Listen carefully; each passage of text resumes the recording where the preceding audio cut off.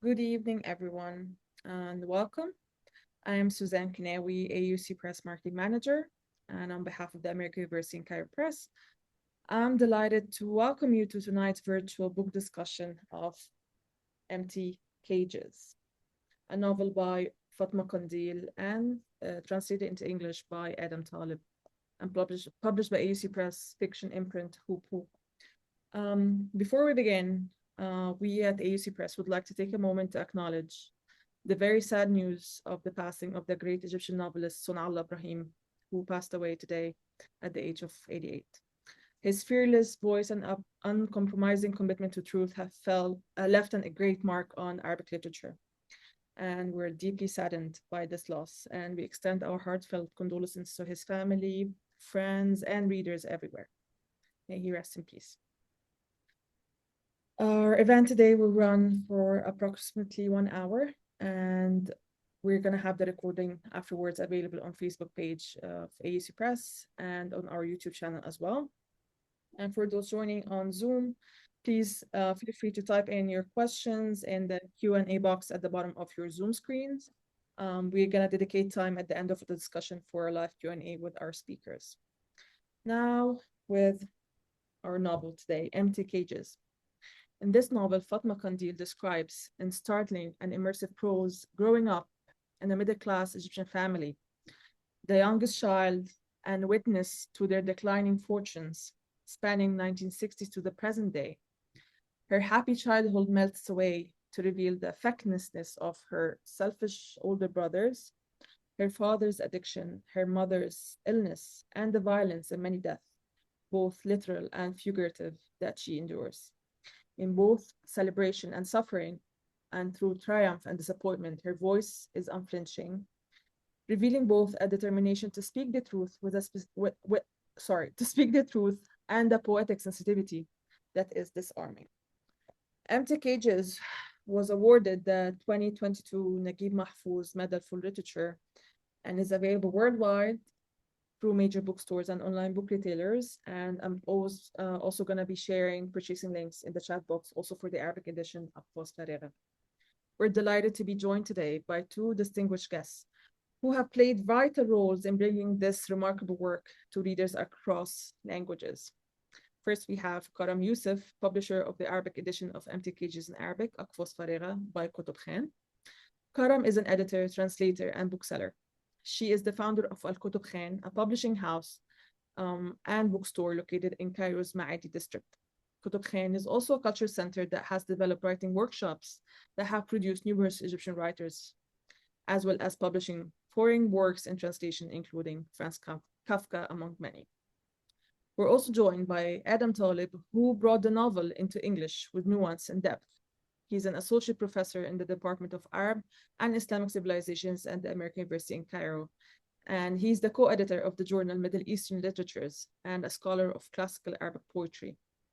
His translation with Catherine Halls of Raja Ailem's The Dove Necklace was awarded the Sheikh Hamad Award. He's also the translator of Khairi Shalabi's The Hashish Waiter and Mikawi Saeed, Cairo's Song, both published by Hoop. Karam and Adam will be in conversation with Marcia Lynx Qualey. She is the founding editor of ArabLit and ArabLit Quarterly and co-host of the Bulak podcast. She is the translator of Sonia Nim's time-traveling Thunderbird trilogy and Haya Saleh young adult novel Wild Puppies. Without further ado, please join me in welcoming our panelists and moderators today. And now over to you, Marcia. Thank you so much, Suzanne. And I'm going to defend Ragi and Ramzi at some point in this. I know that they're selfish, but they're also wonderful characters in this novel. So I wanted to start out with some firsts.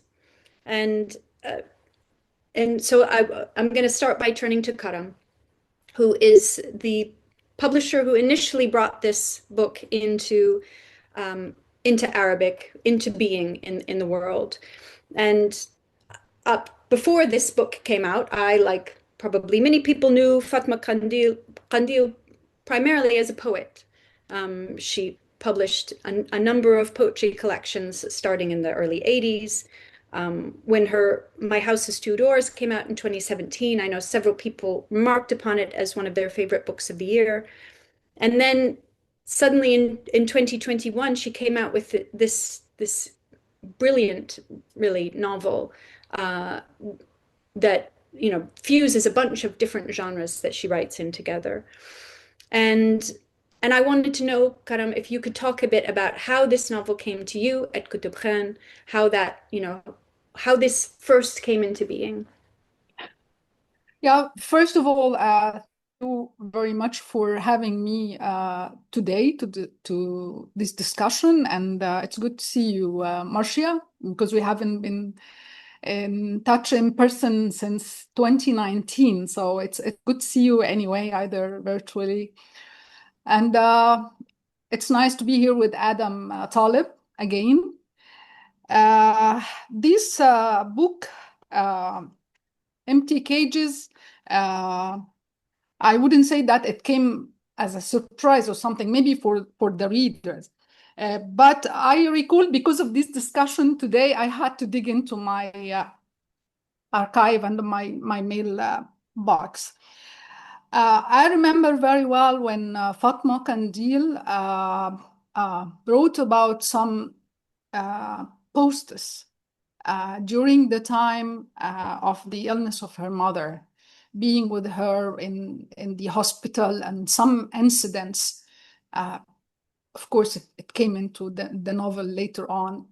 And I was very much interested in what she was writing. And I recall that I wrote her in a direct message that I like very much what she's writing, and I don't know what this writing heading to. And I would be interested if something come out of this to let me know about it. I know Fatma for a long time, and I like her so much, her poetry as a person and her poems, of course. And I got the first draft in August 27th, 2019. And I read it right away. And I was deeply touched. It's painful. This is how I felt the moment I put down my device, where we read now on devices. I felt it's very, very painful, very, very honest, beautiful, brave, and very courageous person to write about such personal, intimate matters of her personal life with the family. And I told her that we are ready to publish it. I see it's a complete, it's nothing missing there, Fatma. So let's do it. But of course, as we know from the times we met and the talks with Adam Talib when it was released in English, and she was very scared. She was very scared to have this text published and to be criticized for this. So she said that she feels that the text needs some maybe rewrite, to rethink about it, and when she's done with it and feel it's ready for publishing, she would send it to me. Of course, the title wasn't Empty Cages. It was something else. It was Dar Ya Dar, house. It's a name of a song, a Lebanese song by Wadia Safi. I don't know if you know him, but it's about the house. And it has these subtitles, and I don't know why it wasn't translated when it was released in English. This ما تكتبه فاطمة قنديل, what hasn't written by Fatma Qandil. I think this is one of the points I would like to discuss in it more with Adam, why he removed these subtitles or didn't think to put it, because it's a key to read the book. And then she came to me after 1 year it took her 1 year to rewrite and reread, but I'm sure she didn't do much of a changes in the text. The first draft, it was 44,000 words. The second, when I got it in September 12th, 2020, it was 48,000 words. And the title has been changed, and it was سردية الأقفاص الفارغة, the narration of empty cages, which was too long. And then we started working on it right away, and I suggested that it's better to say أقفاص فارغة, no need for this سردية, and what hasn't been written by Fatma Qandil as a subtitle. And until the last minute, and it was ready to go to the printing house, she was really scared, and we thought to put novel because it had the structure of a novel, and I felt if that would make her a bit timid or not hesitant to publish the book, okay, it's fine, because we have this genre of biofiction, and so it came out, I think, in maybe September or November the following year, 2021, and it was right away a hit, and it was very well received, and I thought it would be like that, but what surprised me that young people were really crazy about it. They loved it. They loved it. The readers at the 20s and 30s, and they loved it. And yeah, and this is how it happened to have this beautiful book out there for the readers. Yeah, that's one of the things that she really mentioned in this other previous interview that Fatma did, which was that she had said something about one of the things is she had kind of resigned herself to being only read by people her age, and that she was so delighted by the reaction by younger readers. But I think there is something in there, just the authenticity of it, that I think is charming to readers of all ages, but maybe younger readers were just ready and needing something like this book. I think in such books, usually they are groundbreaking. They are very brave, and written by a woman author, a poet, and it gives the encouragement to the others to confess, or maybe that was, as Dina Hashmat wrote in her citation for the award, that it's responding to calls by artists and writers and activists. It's about time to write and confess and to speak about what we haven't spoken about before in families, and not to keep that respectable image of a family, and while there is a lot going on beneath the surface of the family relationships or something. So I think the good thing about it, that it would encourage, it would pave the way for others to write and to give something from themselves. But the thing is that if we look at Fatma Qandil and the book, it came after many, many years of experience as a poet, as a literary critic, as a scholar, and she's been through a lot to prove herself as a poet. So she's standing on many, many years of experience and of hard work, and so this kind of writing is not easy either. To have such beautiful books like this, it's we don't have it every day. So I think I was lucky. We've been lucky in Kotob Khan to publish such book. Yeah, and I think it's interesting that there is this kind of confessional element, but it's so different from the kind of confessional memoir, confessional literature that one sees in English. So it's like a reinvention of this form for Arabic, for Egypt, that other writers can see this and build on her work too. Yeah, this is what, I agree with you. Yeah, because this is something new in our in our culture, in the culture scene, we're not used to this conventional form, and to be honest about what you write and what you speak about. So Adam, I'm going to delay my first question, what would be my first question to you, and let you respond to what Karam had posed to you just now. Okay, let me begin. That's a difficult question. I think my connection might say again the question that you eliminate ما لم تكتبه فاطمة قنديل, which was very important as a step toward the text. So how you decide this and why, and yeah, that's it. It's a good question. Okay, let me just say thank you very much for everyone for coming, and I'm really glad that to be here with Marcia and Karam, who know a lot about the scene. I mean, both Arabic literature being published in Egypt, but also Arabic literature being published in English translation around the world. So it's really nice to have this opportunity. It's also nice to have the opportunity to speak to readers of the novel or potential readers of the novel, and I look forward to questions.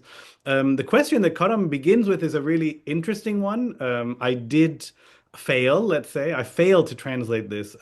Essentially, the way that the novel is presented in Arabic, it's as Karam says, what we call these paratexts. So the cover of the novel, the way that the reader is introduced to the book in Arabic is a little bit different from how it's presented in English. So Arabic, it's called Empty Cages, أقفاص فارغة, and not cover as well.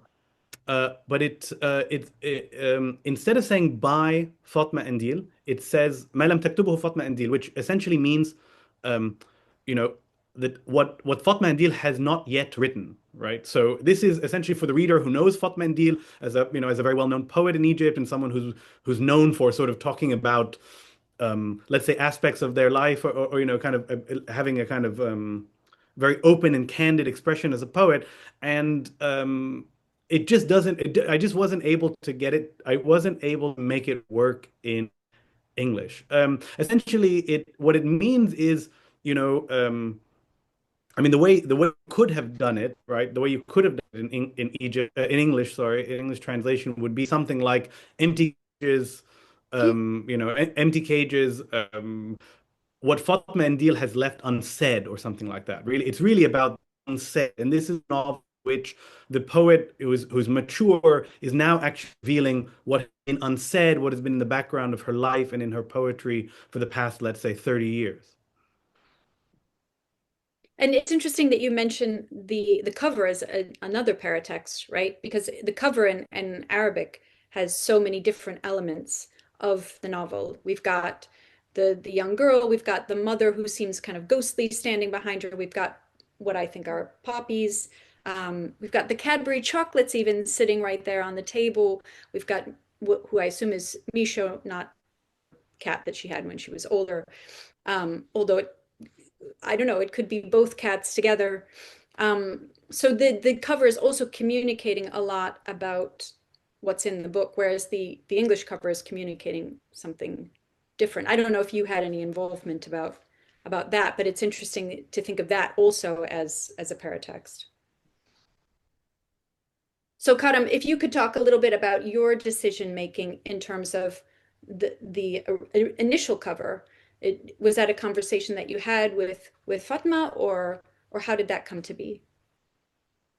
Yeah, well, at the beginning, we thought, because it wasn't going to be with that genre novel on the cover, that I thought of using some of the personal photography of Fatma Qandil and the family, because she has some lovely photos of herself at school doing this yearly dancing at the end of the school year. And then we thought it would be better if we think of something else. And of course, comes to mind, first thing, this Cadbury box, the chocolate box, and the cats, and then Dua Al-Adl, very well-known cartoonist and artist, and we worked together on some few projects, and Fatma Qandil, Empty Cages, was one of them.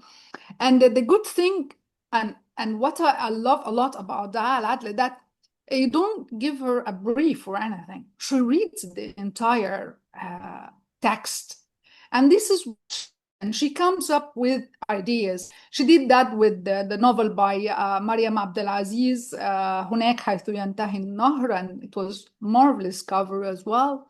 And Empty Cages, and the second I saw it, I loved it because the mother is one character in the book. It's one of the backbone of the text, and also the relation between the mother and daughter, and the cat and the daughter itself, and the box of a chocolate, the Cadbury tin box. I think 90% of Egyptians, over 60, they have such empty tin boxes at homes, using for sewing and cottons and these things now, not for chocolate anymore. And we loved it. We fell in love with it, and Fatma liked it, and we were happy with it. And I think that was really a good solution. And with the fa in Akfas, the letter fe, it was in the form of some very light lines. It formed the cage. So yeah, it was very, very successful solution, and we loved it. Dua Al-Adl has made a wonderful job with this cover, and this is because she reads the manuscripts. This is how she is doing her art of work when it comes to covers. Yeah. So Adam, I want to know, let's focus on this Cadbury box of chocolates, which is how the book begins, with this which does not include open to sewing materials, but instead old poems from when she was a small child. And it's kind of, to me, it's like Proust's Madeleine, but there's no actual Madeleine in there. You open this creaky box, and then she's going to fill it for you. It opens with all these kind of small sections, and many of them they're almost like prose poems. They're a bit different, not like starting a novel with a big arc, bringing you into a scene. And I wondered about your strategy of translating right from the beginning, how you worked to kind of capture all the elements that you wanted to get in there. Yeah, I mean, it's kind of a cliche about translations or any bit of creative writing that the first 10 to 20 pages are the most kind of overworked, because you always, anytime you edit a document, you go back to the beginning and you kind of constantly tweak and tweak. But in the case of this novel, actually, I really needed to do that a lot. As you said, the novel begins with these very short vignettes, with the main character, the narrator, sort of rummaging, right? Rummaging through this Cadbury tin, which essentially becomes, rummaging through her memories. And the novel that spins out of these opening scenes is a rummaging, right? It's a kind of, let's say, a kind of filtration, or a kind of, kind of putting back together pieces of memories and trying to essentially retell the story of the narrator's life for the sake of the narrator.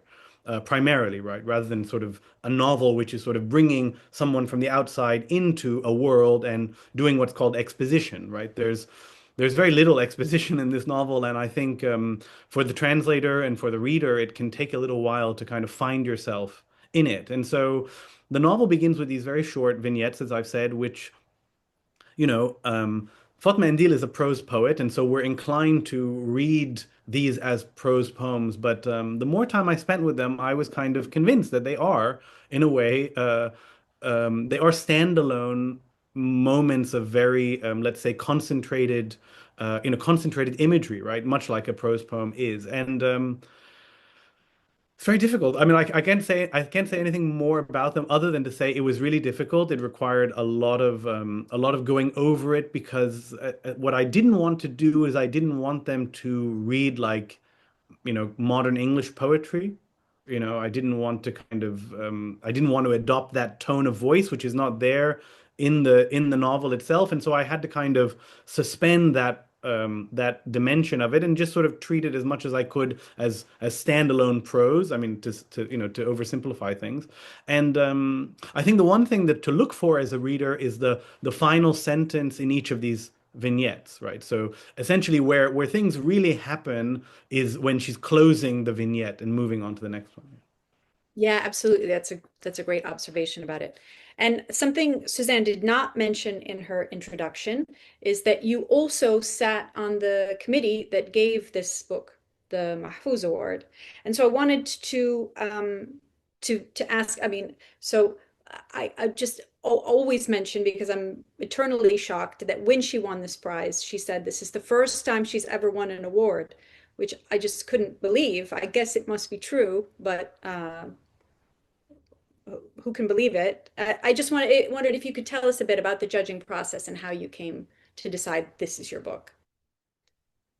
Yeah, I mean it's I mean I can sort of reveal how the sausage is made or whatever. I mean I was asked to serve on the jury of the Naguib Mahfouz Award, which is a very it's a very prestigious prize, and I have heard of older colleagues of mine, the late Humphrey Davies and Samah Salim, and having served on this committee, and over the years I would hear from them how much work it was, and I thought, well, one day hopefully they'll notice me and they'll ask me to participate, and I was asked, and you get a huge stack of novels, and I don't know, I've never done other kinds of literary prizes, but you get this huge stack of novels. There were something like 80 submissions. I don't know, but I don't know what it's like for people who do book reviewing or they do acquisitions for publishers. You get into this kind of automatic reading process where you kind of don't even notice the title or the author. You just start reading. You just sort of just get into the novel, seeing if there's anything that catches you. And I didn't notice this novel in my stack. I had this big stack that I was sort of slowly working through, and then I started hearing about the novel from friends, right? So, friends of mine started telling me, you must read this. And my response to everyone was, I can't read anything for the next year because I have to read the stack of 80 novels. So when I finally came across this one in my stack, I was really pleased. And I think the judges, there were 5 judges. I was the only one who didn't know Fatma personally. Partly because of age and partly because of just circles and things like that. And so for me, it really was a surprise to find this novel in the pile. And I think different judges sort of identify different merits in the novel. Let's say I think for some of my colleagues, I can't remember all the conversations, but for some of my colleagues, they were really impressed by this is a novel of care, right? It's a story of a woman caring for more than one ill relative, but primarily for her ill mother. And that really struck people as sort of vital and relatively, sort of underdeveloped in Arabic literature. And I think for other colleagues, they were impressed by the kind of the boldness of the novel, talking about these quote unquote taboo subjects in a very sort of direct and unvarnished way. For me, I think the thing that impressed me the most about the novel was its construction. I think, a lot of attention is paid to whether it's a memoir, whether it's a novel, whether it's autofiction, but the construction of the text is very novelistic. It's a very sophisticated story structure, and I always love story structure. That's the thing that often impresses me most about novels. But I mean, there were so many good books. I don't know how people actually arrive at consensus. Some ways you kind of arrive at consensus through the enthusiasm of particular members of a jury and the exhaustion of others, let's say. Right, exactly. Yeah, no, and one of the things that what really stood out to me was how she talks several times about how she's an extra, right? How she foregrounds, it's a single narrator, it's a first person book, but every character is larger than life. Every character is memorable to you. It is not her story so much as her painting this picture of this world around her. So Karam, I wanted to ask about this prize, and it was already a popular novel, as you've already mentioned, both of you have mentioned in Cairo, that there was a lot of buzz around it, with again people mentioning it as their favorite book of the year in 2021. And I wondered if this prize has some effect on the longevity of the novel, or how you keep it in conversation, how you keep people coming back to this novel, which obviously does not, you know, there's nothing that you can't read about that won't be just as present in 200 years as it is now. Well, I have to mention something, that the word itself being related to the name of Naguib Mahfouz is really amazing, and this is within itself and in its own right is an award. And it's the second time for Kotob Khan to for one of our books to get this award. We got it before for Adel Ismat's novel Tales of Yusuf Tadrus, and also it was translated into English by the AUC press. And this is the second time we get this award for Empty Cages. This award to me is more important than many awards in the world, not only in Egypt or the region, or because it's the integrity of this award, the members of the jury itself. So I was so happy to know that we got this award, the Medal of Naguib Mahfouz for Literature for the Empty Cages. Of course, the good thing about it, to be translated into other languages, into English, in particular English, because I feel that the translation goes from north to the south, but this time it goes from south to the north, and it's a good opportunity for foreign readers, for American or English-speaking readers, to read some of contemporary literature we have here in Egypt. Because usually they are interested when it comes to translation from Arabic literature, to go for utopia and terrible things and war, and but this book, and also for Hikayat Yusuf Tadrus, it's like it's a literary fiction, or good literature can be written by authors anywhere in the world. It doesn't have to have a nationality or something. And this is how I felt when I read the manuscript. Right away it came to my mind Marcel Proust when I read what Fatma wrote. So the good writing, good books, they stay for long, despite the fact that they got an award or not. Good writing, good literature, good books, they stay for long. They get lucky if they got an award and get translated and yeah, to be read, or the expansion or exposure to be bigger than the local or regional readers. So yeah, this book I think would stay for long. Yeah, no, and when you say, I mean, so Fatma Qandil said in this earlier interview that she had read 30 years ago Annie Arnaud, which I think Adam likened this book to, and that had been, I can't remember how she said, a lifeline for her, that she'd seen herself in it. And for me, as you know, I reread the book in this recent period, and I found myself there. Book, of course, I was not raised in Cairo or in this period or any of these things, and yet I found myself so deeply in this book. Yeah, Annie Ernaux was translated by Amina Rashid, late Amina Rashid, our great intellectual and scholars of Arabic literature and French literature, and also Said al-Bahrawi, and it was translated as well by poet Huda Hussein. And that was more than 30 years ago or something when it was translated. And what Fatma said exactly, that when she read that, she didn't feel alone, that there was someone else on the other side. So she said that, and I'm quoting, yeah, yeah. Yes, no, exactly. And that is how I felt too. I'm not alone, right?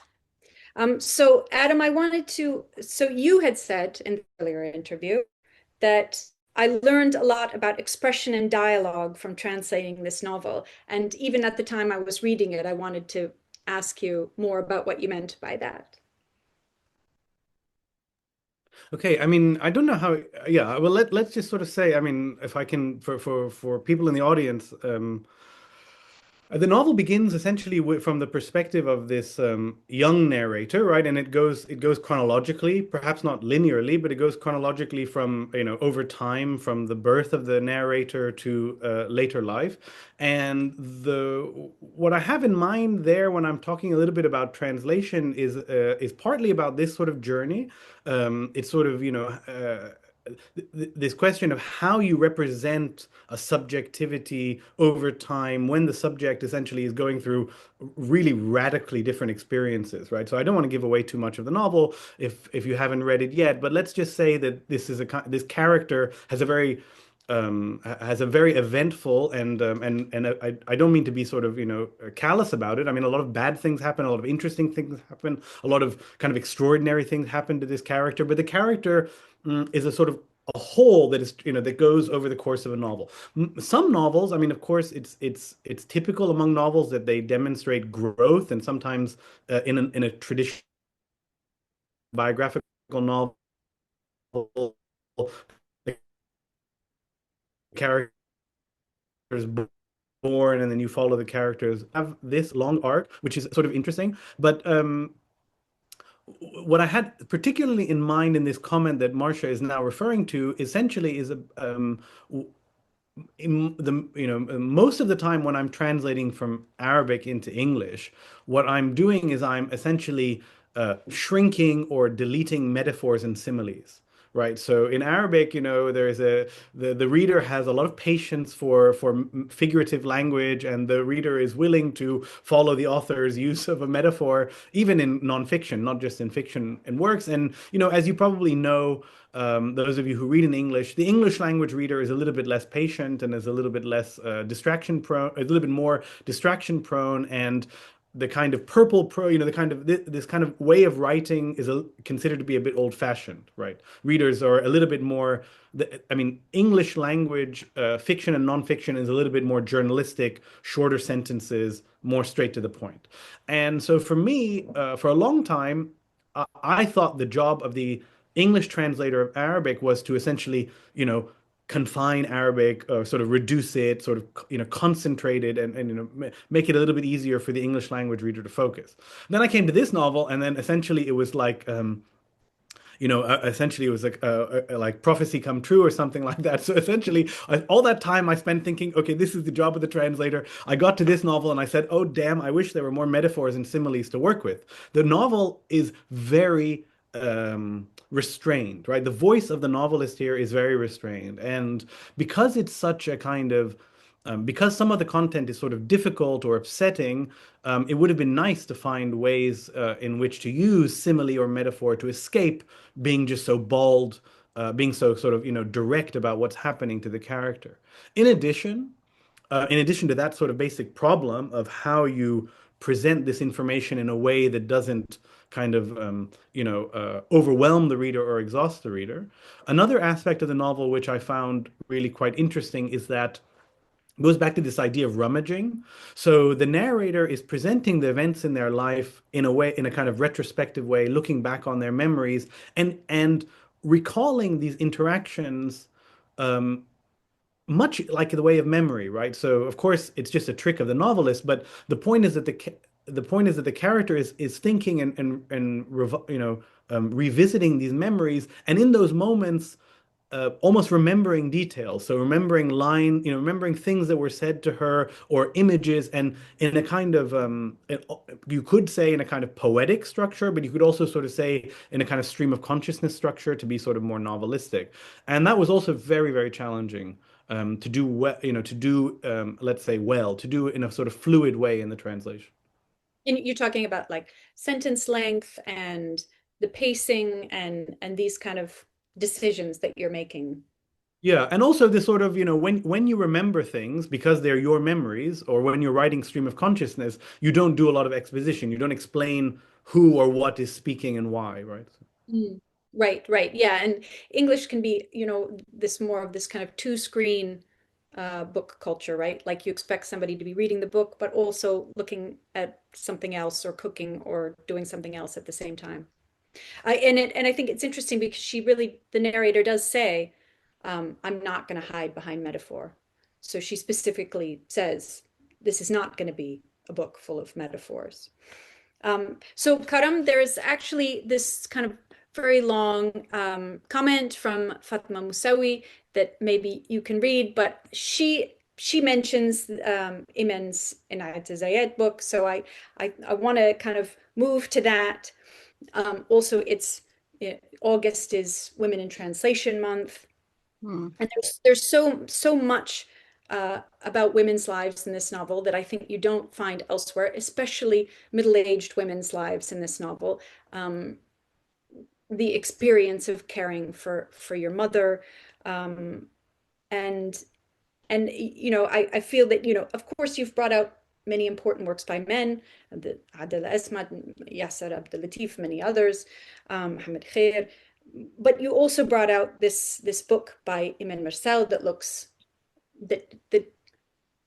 reconstitutes a woman, the life of a woman who was otherwise erased from sort of literary history. And I wondered how you feel about bringing these books onto the literary landscape. I think I'm fortunate and lucky. For Inayat Zayed, something really strange happened. I have had the book for many years, Al-Hubb wa Samt. I bought it ages ago. And there was, when I finished reading the book, I think that was maybe 12 years or something, I put a post on Facebook or something. I don't remember, and I got a direct message from Imen Marcel to tell me that she's working on something, a book about Inayat Zayed, and there was no information about Inayat Zayed at all. And it took Imen like 6 or 7 years to work on that book.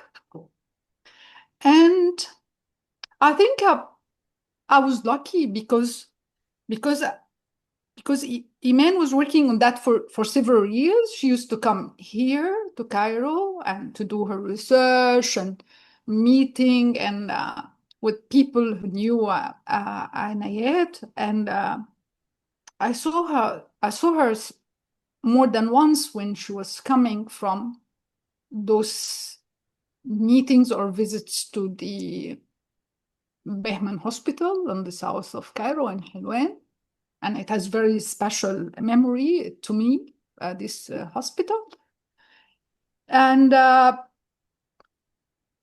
yeah, so she was after something, and I was interested myself to know about Inayat Zayed, because what comes to your mind first, that she has something to do with Latifa Zayed or something, but there's nothing about her, nothing. And I am sure that there are many Inayat Zayed. There are many like the character in Empty Cages. Not only the protagonist, the author or something, but also like the mother. And let's not forget the men as well, the brothers, the father. This social background and those people characters fighting their fights and struggling to find their own place either at home or a professional or an artist or something. We have many. Actually, I look for, it happens because of my work for the last 20 years in books and literature and publishing, that I come across some names of authors. One of them, for example, is Katia Thabit. And I tried to find any information about Katia Thabit. She wrote some short stories, and I knew that she lived in Germany. She died long ago, of course, but I cannot find any information about her. I knew her because she wrote a film script. And yeah, we have many people like this, writers or artists, and you don't know about them or anything. And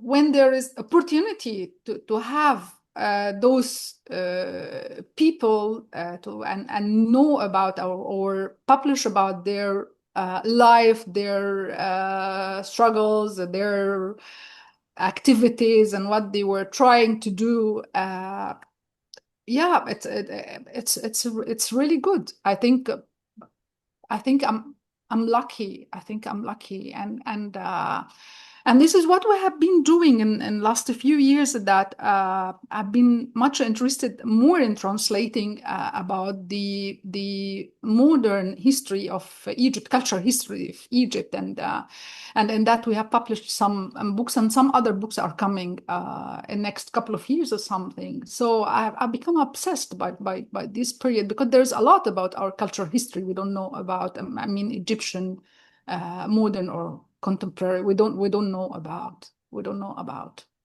Yeah, and if Fatma was going to write a sequel to this, I would love, the autobiography that her mother is writing at the end of her life. I want to read that book. Where's that book?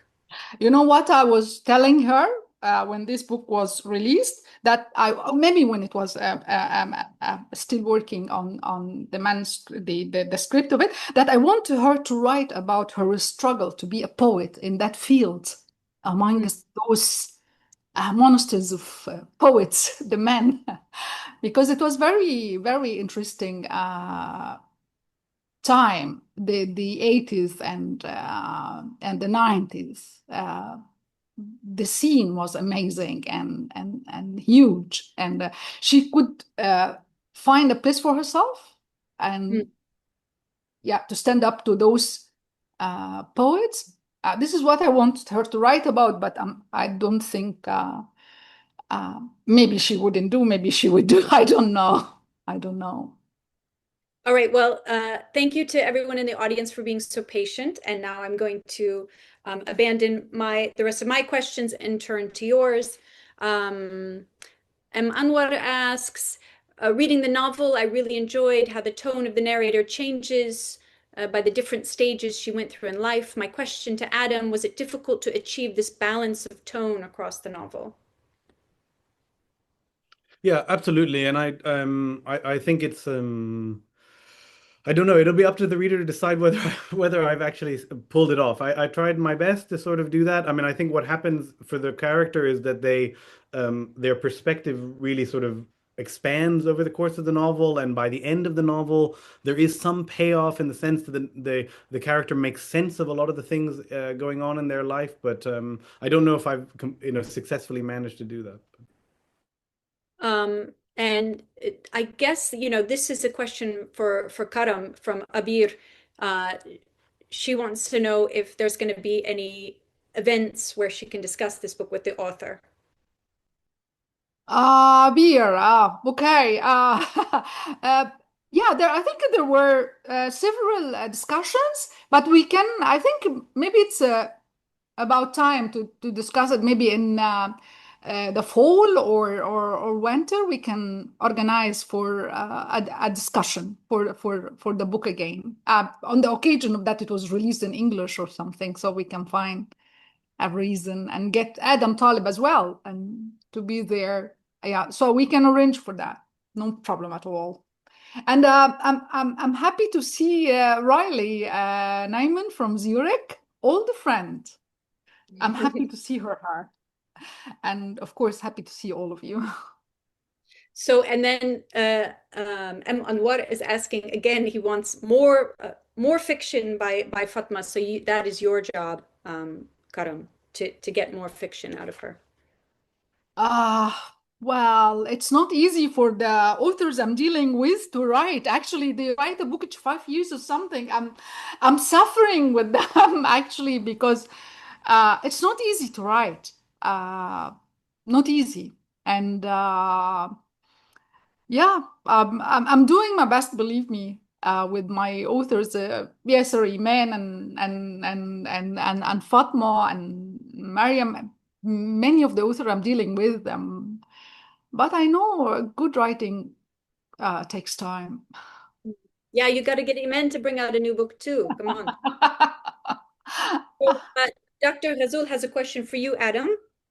She asks, can you speak about your strategy of translation, including how many drafts you made before finalizing it? Once you finalized the translation and submitted it to AUC Press, did anyone read it and make revisions or suggested changes? How did you negotiate such revisions? How did it work? Thank you very much, Dr. Fariel, for the question. So what's the strategy of translation? I mean, this is obviously a kind of perennial question.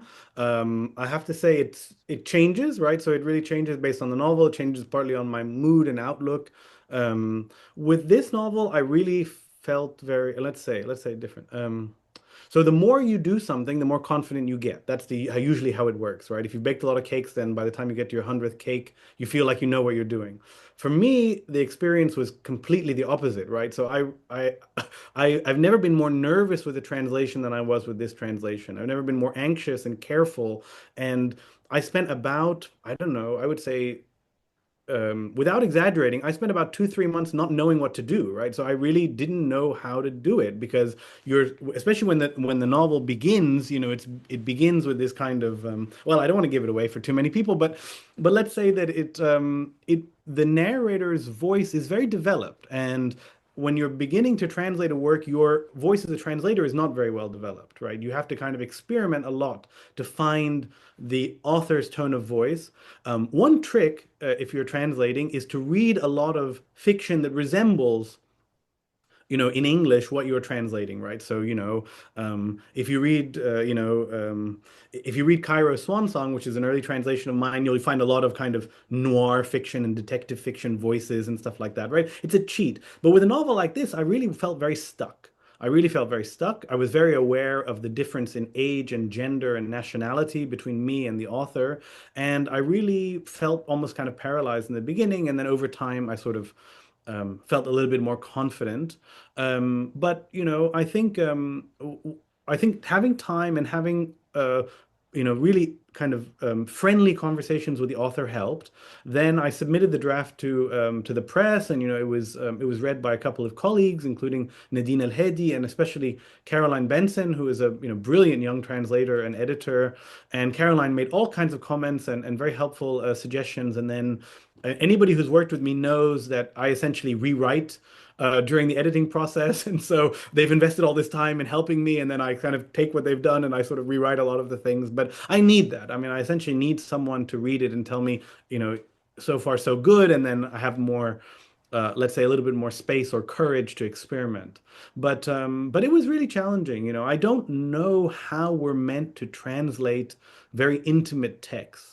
You know what I mean? So, if you're a translator, you love stories, you love the style of literature, and so you're a kind of pseudo author. You're kind of a failed author or a pseudo author. But then when it comes to a kind of intimate text or a confessional text or a domestic drama, one in which you really have to be kind of careful and precise. I'm just not sure how we're supposed to approach text like that. The kinds of strategies that are usually developed for translation don't really apply in cases like this. So can you just, as maybe a final question, because we're kind of coming to the end of our hour, but if you could talk a little bit about, you just referred very briefly to, your conversations with Fatma over the, the course as you were working on it. And she talked about a little bit about, taking you into the weeds down memory lane, about how that worked. Yeah, I mean, we had, I mean, I have as a what do you call it? As a translator, I tend to come up with very precise questions, right? So I come up with a list of questions. What do you mean by this word on page so and so and stuff like that? It doesn't really work with authors. Authors don't necessarily want to sit there with the text side by side and go and identify these things. So often my questions would sort of spur conversations. A lot of what Fatma did is sort of provided the context because the book is written in, I mean, from the perspective of the writer is disguising a lot of detail of the lives in the novel, right? So for her, some of my questions were essentially identifying places where either the disguise was too good or wasn't good enough, and I needed to know some level of detail, and so it sort of spurred these conversations. So essentially, I would ask her a question about a particular meaning in the novel or a particular image or place or event, and I would sort of get the background for the novel, and that just sort of intimidated me more because I sort of thought, oh God, I'm dealing with a lot of, there's a gravity to this. But Fatma, I have to say, I mean, I don't know how to put this, but among authors, she is unique in having almost no ego at all. I mean, she is one of the easiest people to talk to, one of the most sort of candid and humble and really encouraging authors I've ever had the opportunity to work with. And I have to say, I know at the end of this whole experience, it's just being associated with her and with this work. I'm really grateful for it. I don't think it'll necessarily happen again for me if I go on translating novels that I'll have had this opportunity. And that's part of the pleasure and the pain of being the translator of a work like as important as this one. It's just a really fantastic novel, and I'm really grateful that I had the chance to do it. Mm. All right. So when I said that was the last question, someone got irritated with me. So I will take one more, which is again for Adam. Basically, do you need to know the tricks of storytelling to be able to work on this type of novel? Yeah, I think so. Yeah, I think so. I think as a translator, appreciating the novelist's challenge. I mean, the translator has a set of challenges they have to deal with, and the novelist has a completely different set of challenges. But the better you can understand the novelist's craft, I think you appreciate more what they're doing, and it's very common as you're translating a novel to sort of begin to resent the author. I mean, I don't know if that's true of other translators, but after you're doing it and you kind of you see them do repeating certain things or doing certain things and going back to their limited toolbox, like anyone has a limited toolbox, and you kind of, I don't know, for me, I can sometimes resent novelists, but the more you appreciate what they're trying to do, I think it gives you a perspective which allows you to focus on your own work, and that's really what you should be doing as a translator, is focusing on your own set of challenges and not wishing that they had done something differently. That's interesting. No, I have not had this experience of resenting the novelist. Okay, so my apologies to everybody whose questions we didn't get to, but thank you so much to everyone who I'm sure we will, and of course many of them are also comments, and many people note that they're right now ordering the book. So I'm excited that there will be more readers. Yeah, I just want to thank you all, and I also want to remind everyone that is available. Empty Cage is available globally, so order your copy, read it. It's a wonderful read. It took me less than 24 hours to finish it. This is how good it is. It's captivating. Yeah, it's absolutely a page turner. Yeah. Karam, you wanted to say something? I'm sorry, I felt like I cut you off. Thank you very much for this opportunity, and thanks for all the people online. And we hope we can succeed in publishing more interesting books, appealing to the foreign readers. And we would love to, if you ever going to host Fatma, that we be there and participate with you in an event, and maybe even do it in your store or in ASU bookstore. Yeah, we will do that. We will do that in the fall, inshallah. Definitely love to have Adam with us, because people are so interested in the translation process. Perhaps it could be a good opportunity to do a virtual event in the future about the process of translation, maybe with Marcia or something. I mean, people are definitely want to know the secret to good translation. So something to Organize for a workshop. yeah. Well, again, thank Also you. gives an excellent workshop, I will say. Yeah, I'm sure. Well, I want to thank everyone, and especially our esteemed panelists and moderator for this insightful conversation. I personally enjoyed it so much, and I'm sure others did. And I would also love to thank the author, Fatma Qandil, who I wish she would have joined us today to listen to all of the wonderful things people are saying and eagerness to read more of her works. But also for writing one of the most gripping novels, as I've said, that I've ever read in my life. I love to thank everyone who joined us today and to remind them that if they haven't already ordered their copy of Empty Cages, they can find it at major bookstores and online book retailers. And in Egypt, for someone who's asking, it's available at ASU bookstores, Diwan, not sure if it's a Kotob Khan or not, the English edition, but you definitely could find the Arabic edition at Kotob Khan and other major bookstores in Egypt. The full recording of this discussion is going to be available momentarily on our Facebook page, AUC Press, and on our YouTube channel as well. And again, once again, thank you, everyone. Thank you, Karam, Adam, and Marcia for this wonderful event, and hope to see you all in our upcoming virtual book discussions. Thank you. Thank you. Thank you, Marcia. Thank you, Adam. Thank you, Susan. Thank you. Take care, everyone.